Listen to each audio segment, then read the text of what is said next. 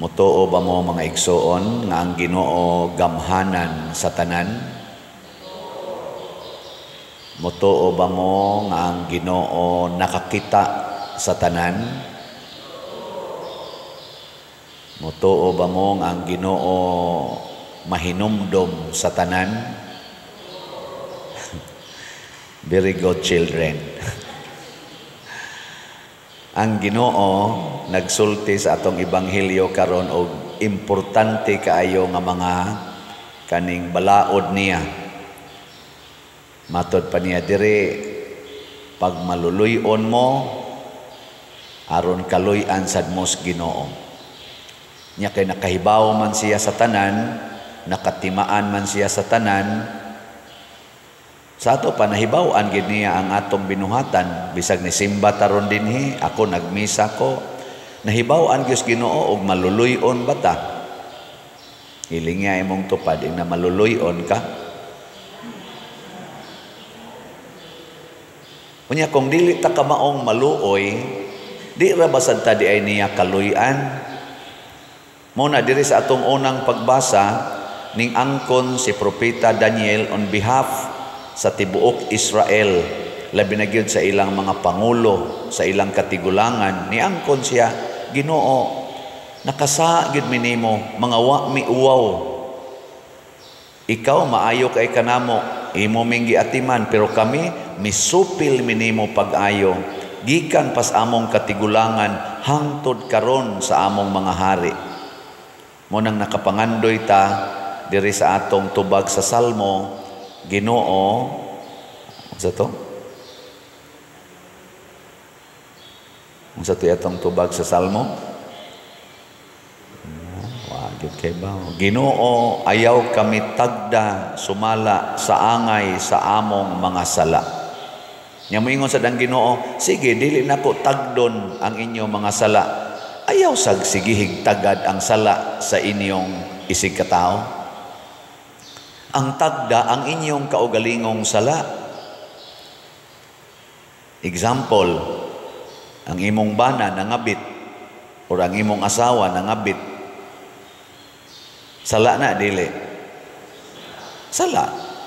Unya, nakay sala, ikaw asawa, wa ka nangabit. Nakay sala, wa. Naakawa. Naa sa kay imong sala.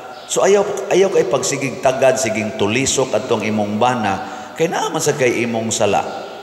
Kaluy ang imong bana nga nakasala, kay huyang siya ng aspeto sa sexuality siguro. Huyang siya ng pagsaad, kay bakakon kay siya. Ang iyang gisaad nimo, for better or for worse, in sickness and in health, sa panamusa, for richer or for poorer, till death do us part. Unya mo tabok dahil siya ngadto sa silingan, huyang siya diha.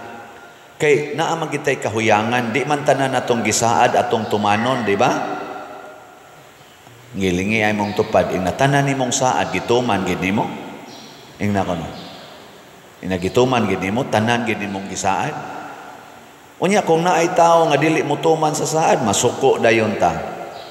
Ayaw lang, maluoy ta.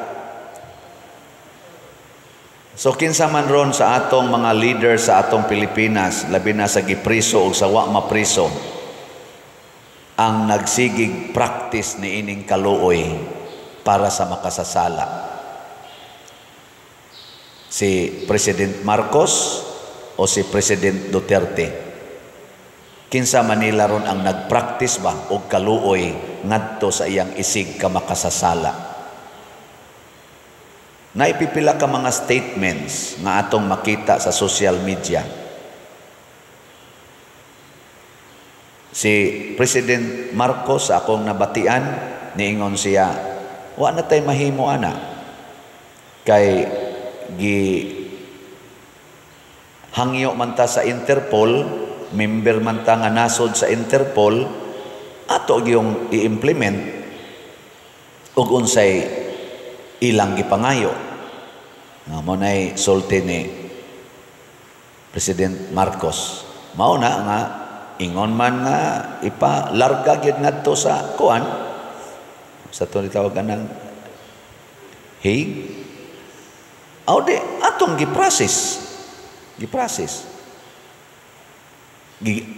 Agi na to ang tanan nga mga legal processes. Wa tay gimadsik diha. Mao sa gisulti sa iyang mga spokespersons, lain-lain lang nga mga spokespersons o mga legal personalities nga under niya, mga secretaries, undersecretaries. Okay. Pero kanang ilang gipanulti, nag-exercise bagkaluoy ngadto sa ilang gi-accuse nga sadan nga si former President Duterte nga niadtong panahona, karong panahona masakiton padong mag-birthday. Karong March 28 mag-birthday kuno na siya, ika-80 na anyos, maglisod og lakaw nya, imog yung dali-dalion og padangad to, ilayok sa pamilya nya, pag-abot ra di ay didto, video call ra di ay ang interview sa ICC, wa man siya patambunga didto sa actual gyud, video call ra man. Di pwede tag mag-video call din his Pilipinas og ngadto sa ICC. Nya simple ra man sa gigipangutana, what is your name? Diin ka nagpuyo, nusa ka na tao. Di na pwede i-text na lang o i-video call na lang. Di ba? Unya human, gidali-dali gid siya ngadto ni bayad ta atong eroplano, pila kay gastos Pilipinas atong eroplano nga gipalupad dito nga ang sakay pila ra gyud ka tawo, kuyog ni former President Duterte, ni gasto taambot ka, pilay gasto ato. Angayan ka tos atong gasto. Nya video call ra di ay. Nya what is your name? Nya paghuman ato, September na sad ang sunod hearing.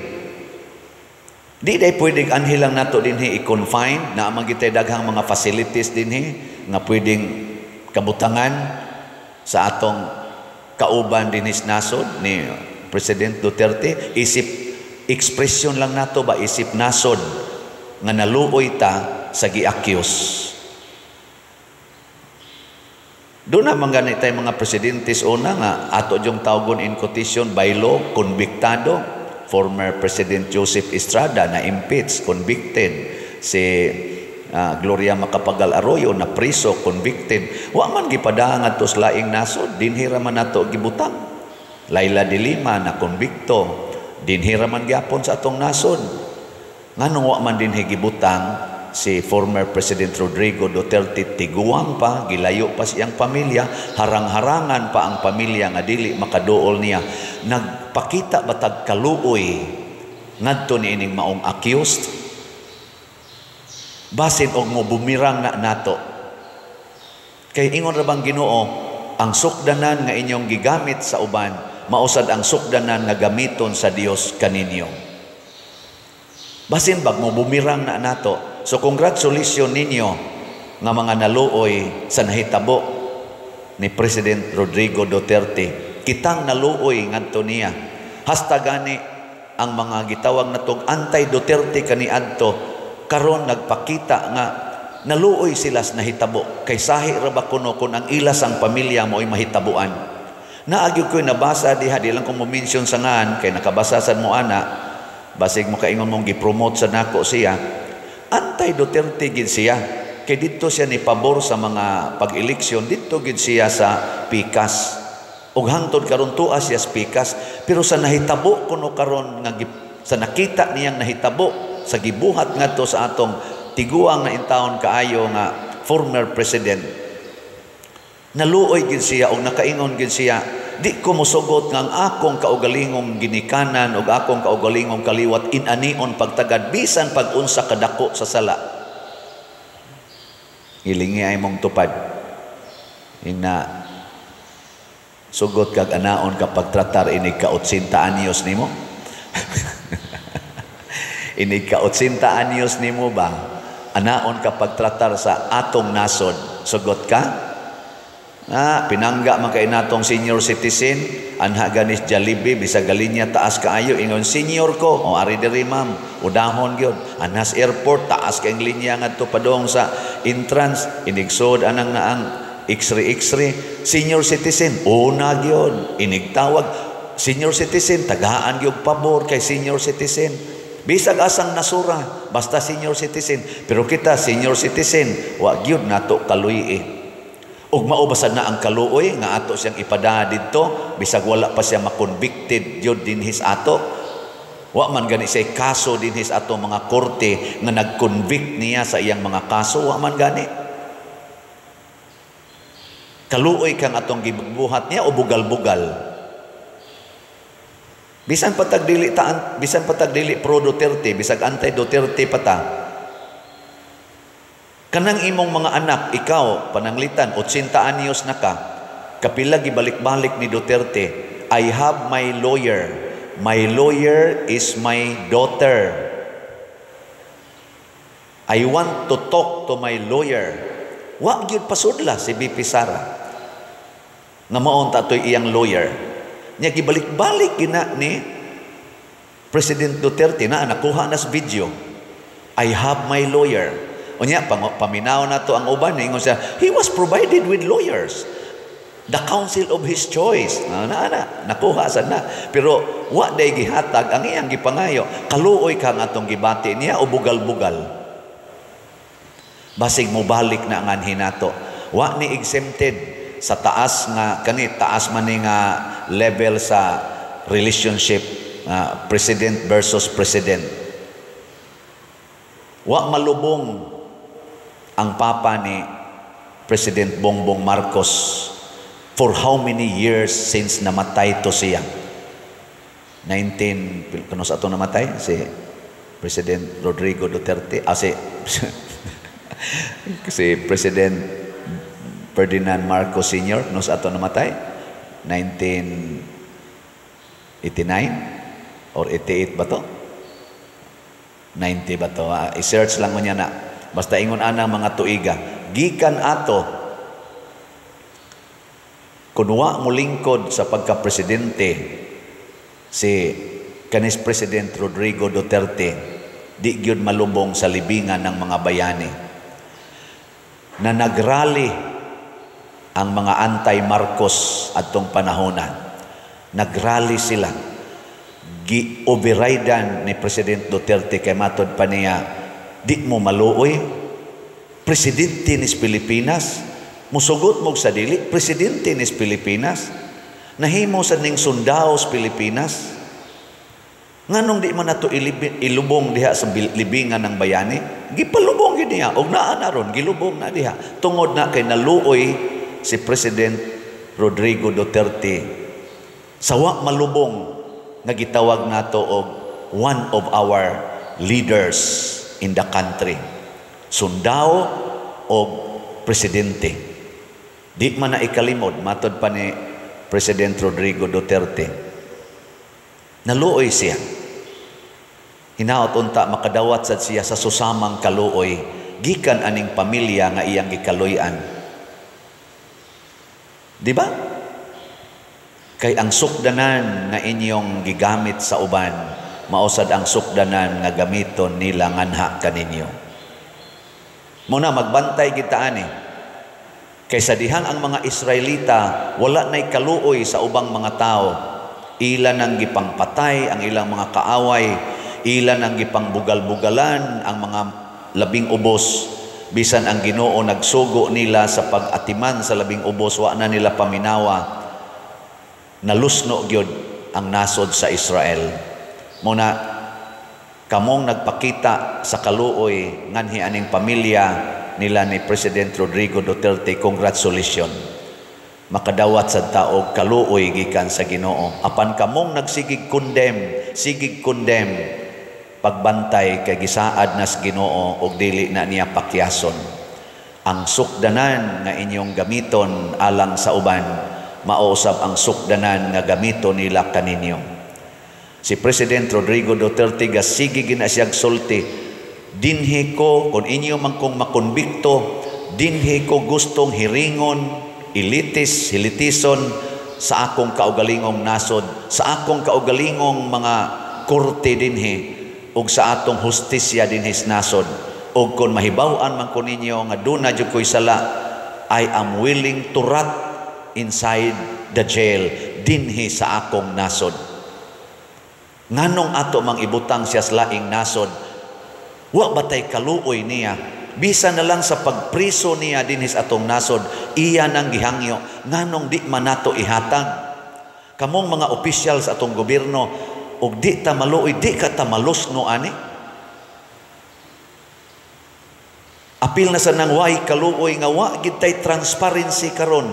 Daghan karon ang mga doubtful kaayo, hain padong ang atong mga billions, hain padong ang atong mga budgets, ang atong mga appropriations, hain padong why transparency hangtod karon. Pwede pagay natong daginoton ang kuan karon sa social media, kay wa pa jud kuno mag-live ang atong First Lady. Wa pa mag-live nga kanang gitawag og press conference, kay naa may mga issue karon nga gitawag og fake news nga nasangkot siya ni adtong kaso didto sa Amerika nga naay namatay nga atong igsuon dinhi ang findings overdose sa drugs nya silang kuyuga, unya wa dayon ma-report sa American authority in 7 hours. Kriminal man di na nga kaso didto kung ang usa ka tawo nga naay namatay di nimo ma-report in that long period. Mao nang na-question sila. Nya naay mga fake news man kuno na nga napriso kuno dito, na-detain kuno dito, nasa uban nilayas dito, nasa maingon daghan ni adinhi. Pero mga pictures ra gipakita. Di ko moingon ha nga kana ganing di na tinuod ang mga pictures, pero ang gihangyo ron gani transparency and accountability. First Lady man ni nato, matud pas ka ng mga nang-comment, mag-live lang unta o press conference, live ba nga nias ato. Ug daghan pang mga gipanghangyo sa atong katawhan. Mo nang niingon diri, bulahan kamong manghatag kay kamo usab makadawat. Unsa maroy gipangayo nato sa kinabag-an nga Pilipinos, ibalik diri si President Duterte. Ari nato i-detain. Ihatag ka ni President Bongbong Marcos sama sa paghatag ni President Duterte sa ilang pangandoy nga ilubong lang unta sa libingan ng mga bayani ang among amahan. Ana, sama sa paghatag ni BP Sara nga di kita to siya mudagan pagka-vice presidente, matud pa niya gihangyo gid siya nila ni Bongbong Marcos og ni Aimee nga tabangi lang mi, partner mi gani murag nasuko pa gani adtos President Duterte nga ug mudagan kapag vice presidente, may pagmudagan na lang kapag ka presidente. Pero naluoy si BP Sara ngadto sa hangyo ni Bongbong Marcos og ni Aimee kuno, motong ni partner siya pagka vice presidente niya. Karon impeachment ang iyang nadawat gikan sa Congress. Magkaluy anay ta mga igsoon. Sige, naagi ng sala, pero di lang ta mo focus sa sala, mo focus ta sa atong kaluoy ngadto sa nakasala. Ipahamtang nato ang hustisya, pero hustisya nagihatag alang sa tanan, dili lang hustisya nga dunay gi panig-panigan. Kanang gitawag nato bag justice nga pragmatic bay tawag ana nga kana bang biased justice. Kinahanglan gyud just justice. Mao na ato ning ipangandoy personal ug national nga level sa atong kinabuhi, atong ihangyo sa Ginoo. Ginoo pasaylo ami sa among mga sala. Kay gubot kay mi karon sa Pilipinas, kay wa nami maghigugmaay, wa nami magkaluy anay bisan pulos mi mga makasasala.